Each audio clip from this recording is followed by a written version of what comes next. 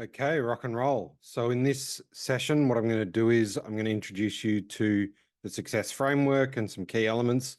The focus of this series is to focus on the how, not worried about the what, the history, all that sort of stuff. While I will give you a little bit of insight there, again, the primary focus is on how do you apply or how do you elicit the information you need to be successful with the success framework. Today, the focus of this video is on values. And so the outcome you're going to focus on is eliciting your core values, whether that be in the context of career or life.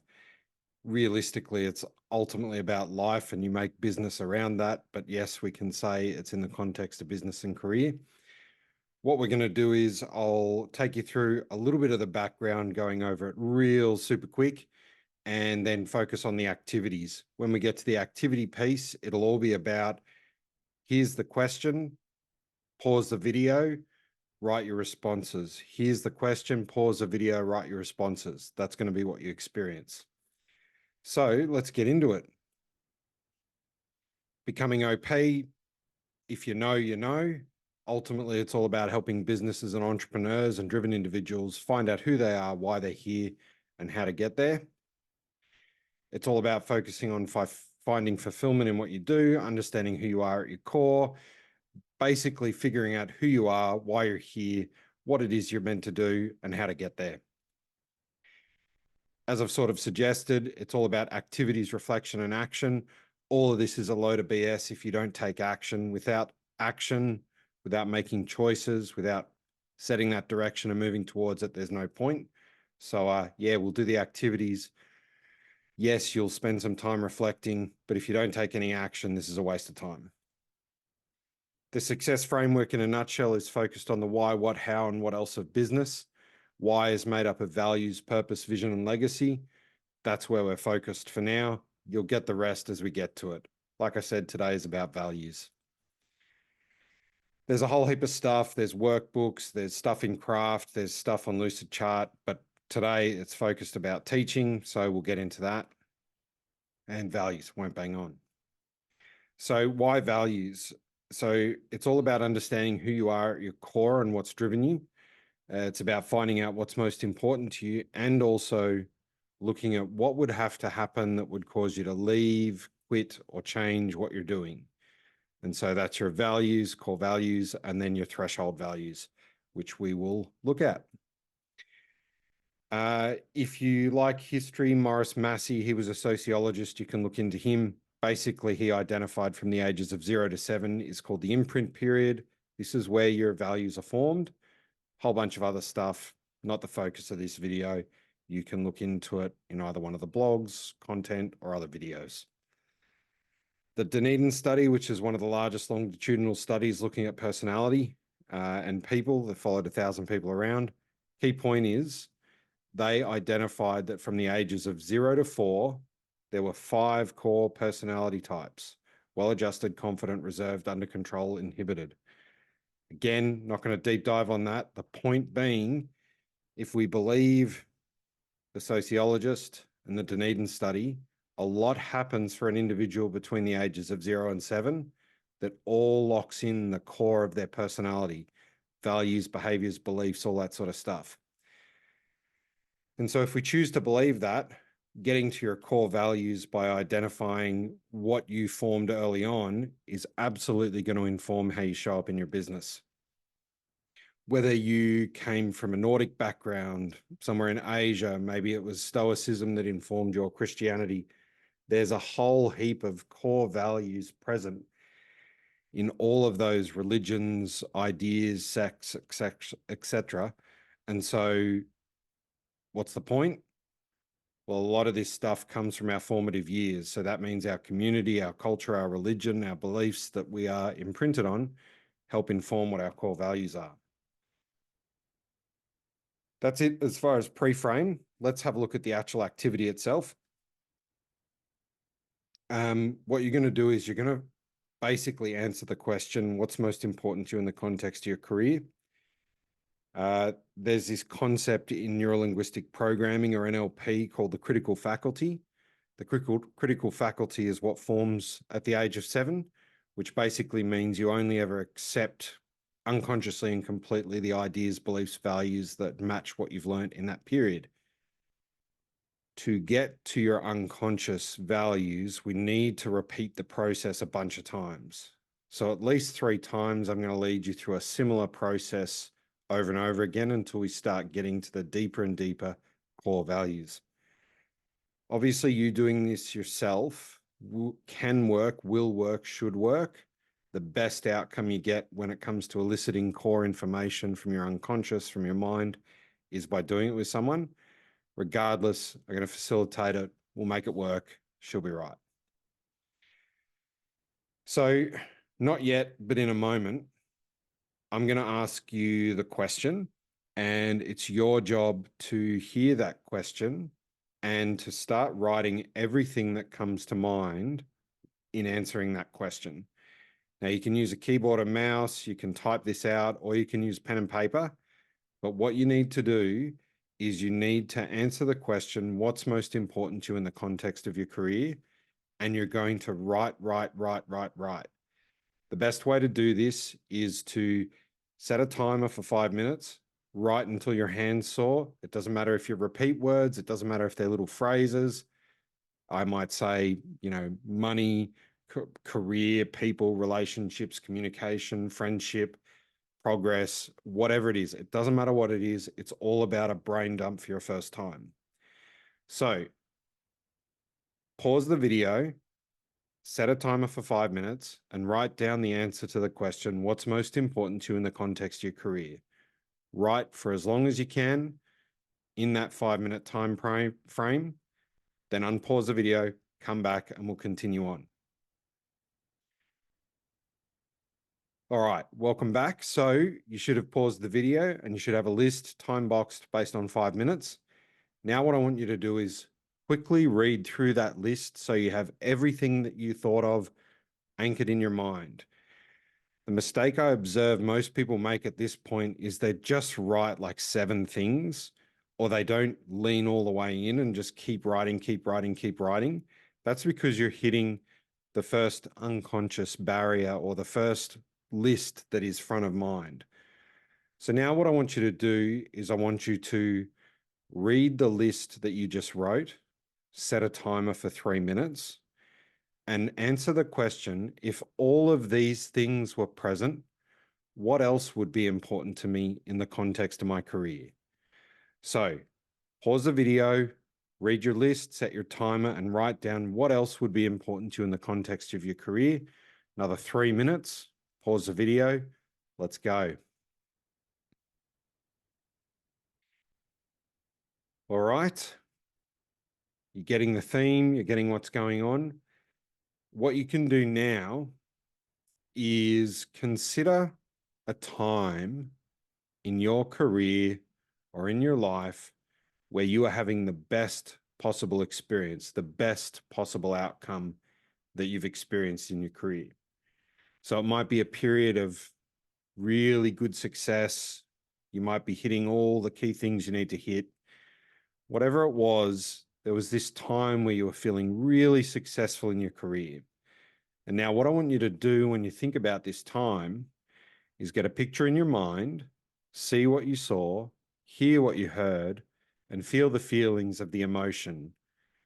And as you're imagining that image, think about what is the thing that's present there. And so now you have 2 sets of lists. You have this memory of something going really well in your career and working out really well. And what I want you to do is pause the video, set another timer for 2 minutes, write down the names of the emotions and feelings present in your memory and anything else that's important in your career. So pause the video and we will come back in a moment. All right, welcome back.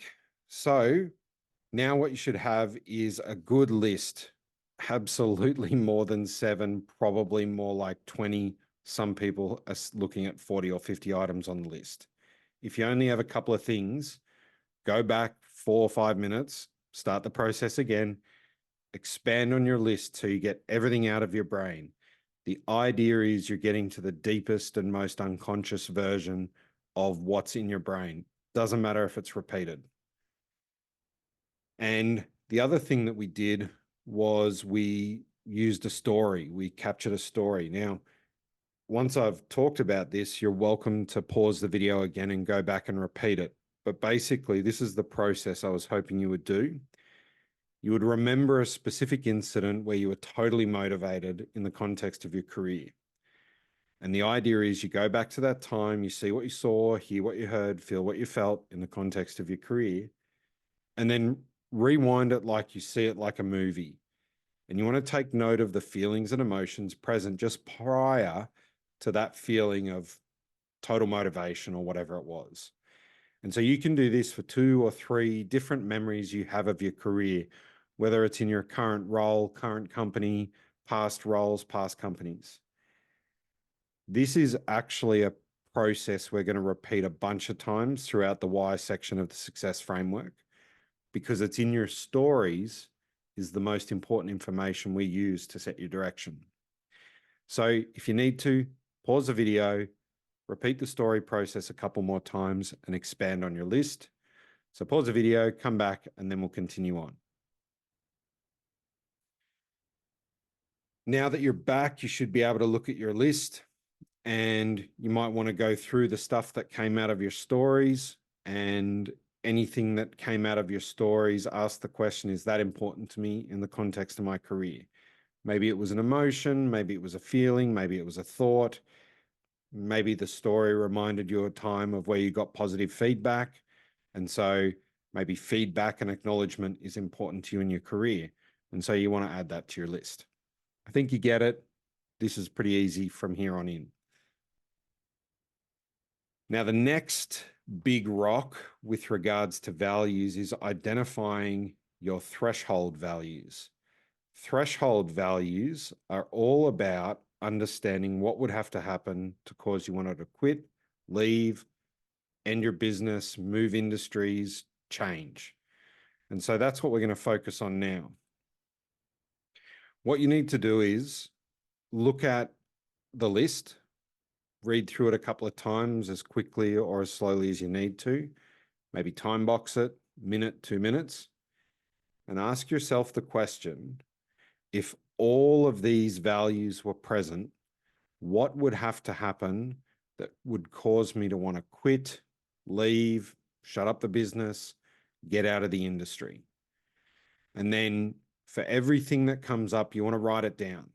So it might be a change in legislation that would cause your industry to fall apart and potentially mean bankruptcy. So that compliance or legislative piece. Maybe it's the type of people that you're working with and the way they treat you, interact with you, lead you, support you. Whatever it is, whatever would have to happen that would cause you to quit or leave, you want to write all of that down. And so whatever alarms and bells go off in your mind, they're the things you want to write down. So pause the video, set a timer for 3 minutes, and I want you to go through everything in your list and identify what would have to happen that would cause you to quit, leave, or change industries. So pause the video, come back, and then we'll keep going. Okie dokie. So what you should now have is a list of things that would have to happen that would cause you to quit or leave.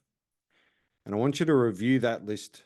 And the first next part is you're reviewing the list of things that would have to happen that would cause you to leave, and consider the opposite of that and ask the question, is there a new value there that's important to you? So if someone lying to me consistently over time, I think the modern word might be gaslighting, you could say the opposite of that might be honesty, transparency, openness. And so that might be a value. And so you want to add that to your list. So spend a minute, go through, have a look at all your threshold values and identify if there is an equal or opposite positive value and add that to your list. So pause the video, come back, and we'll keep going. All right, so you've got your threshold values. You could, if you want to go all in on the process, have a look and make sure that there's no other values that are opposite to the threshold value. And you might review the whole list and make sure that everything is there. Once you've completed this, the next step is identifying your shortlist, the top 10, 7, 6 most important values. The best way to do this is incrementally. So based on the number of values you've identified, if I'm working one-on-one with someone, I'll have a look at the list. If it's 20, I might say the number's 12. If it's 30, I might say the number's 15. If it's 15, I might say the number's 10. And what I mean by that is, in a moment, you'll pause the video and you'll put a star next to, let's say, 15 of the most important values. So the idea being, whatever your list is, you'll put a star next to the 15 most important things, which means they're the only things that you're going to have present in your career, is the mindset you want. And so that might mean I'm choosing between communication, relationships, honesty, transparency, whatever it is. The idea is you're shortening the list. So pause, take a minute, shorter the time, the better. Allocate your 15 stars, then come back. Now that you're back, you've guessed it, the next part of the process is to take 10 or 7 stars and reduce that list again so you get to your top 10, top 7. So you get the process, pause, allocate your 7 to 10 stars, focusing on them being your final set of core values for now. So pause, do the activity, come back. Now what you should have is a top 10 list of values that are most important to you. Yes, to a degree, to the exclusion of all others, but in reality, they are just the top 10 most important thing. And so you can see for and Ward, becoming OP, myself, they're all the same. Authenticity, pragmatic, courage, family, fortitude, principled, learning, and honesty. They're all the things that are the most important to me. And so you should have your list, and that's your most important values. The next step, excuse me, I've gone too far. The next step is to review your threshold values, and a little bit different this time, because realistically, in your threshold values, there's only going to be really like one major deal breaker. And so what I want you to do is set a timer for 3 minutes. I want you to go through everything that you wrote down as a threshold value and ask the question, if this happened, would I quit on the spot? And so you're going to go through that threshold list, crossing off anything that wouldn't actually result you quitting on the spot, shutting up shop on the spot, et cetera, et cetera. So set an alarm, 3 minutes. What's the one thing that would have to happen that would cause you to tell everyone around you to get stuffed, or to shut up the company and get rid of it, or to leave where you're working? So take your 3 minutes, pause the video, come back, and we'll close off the session. Alrighty. So that is the first part of the success framework, where we focus on why, specifically looking at values. The outcome should be you have a list of top 10, top 7 core values, and the number one thing that would cause you to quit or leave. Where this is really good for you as an individual is it helps you, I suppose, breathe life into your business, made up of the blood you bleed. I could keep talking about blood. Let's not do that. The other thing is, you know, the boundary that you have that, if broken, would cause you to have an issue. If you're an individual doing this for your career, you could look at the companies you go and work for, identify their company stated values. You could use conversational values elicitation techniques, that sort of thing, to figure out what's really important to them, and then start to match up and see, does this company align with what's important to me? Because becoming OP is really focused on business, the big thing that you need to consider is not only having your own core values, but the values of the other founders, the values of your senior leadership teams, and so on and so forth. And where the power becomes really magical is once you understand your core values, the other founders' core values, then what you have is the ability to affinity map all those values. And what you do there is you look at what are the consistent themes of all the people involved at the leadership direction setting level. What you will notice without a shadow of a doubt that there are a range of shared core values within your top 10 that you all align on. And that's why you've gotten to this moment, and that's why you've created the success you've created. Then what you can do is you can start using that to identify staff and hire people that align with your core values. Now, there's a little bit more to it than that. There's a few good processes and techniques you can use to nail that, and we can go into that in another video. So thank you for joining in on the Success Framework journey and focusing on becoming OP and leveling up in life and business. Look forward to talking to you in the next video. Thank you very much.